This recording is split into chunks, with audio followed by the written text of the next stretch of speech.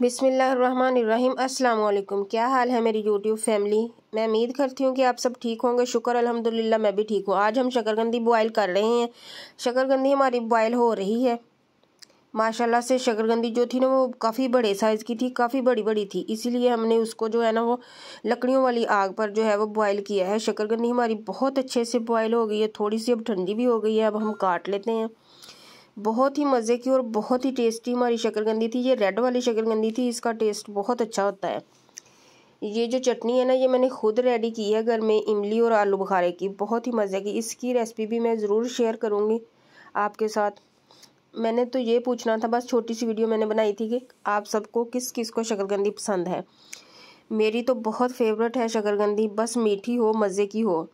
Red वाली शकरकंदी बहुत ही मज़े की होती है। ये शकरकंदी देख के तो मेरा इतना दिल खुश हुआ था ना माशाल्लाह से, कि काफ़ी बड़े बड़े साइज़ की थी और बहुत ही मज़े की थी।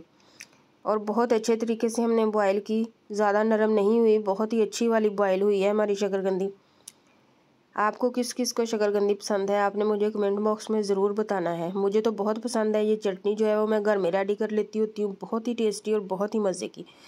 बाज़ार वाली शकरकंदी से अगर आप घर में शकरकंदी बनाएं और घर में ये ऐसी वाली इमली वाली चटनी बनाएं तो बहुत ही मज़े की बनेगी और बहुत ही टेस्टी। और सबसे बेहतर बेनिफिट ये है कि आप बहुत मज़े से जितनी आपका दिल करे उतनी खा सकते हैं। बाज़ार में ऐसे बॉयल की हुई शकरकंदी और साथ में ऐसी वाली चटनी बहुत महंगी पड़ती है। तो बहुत ही मज़े की मैंने शकरकंदी बनाई है। आपको पसंद आए तो आपने भी ज़रूर बना लेनी है। चटनी की रेसिपी मैं ज़रूर शेयर करूँगी आपके साथ कि मैंने उसको कैसे बनाया था घर में। ओके, फिर अल्लाह हाफिज़।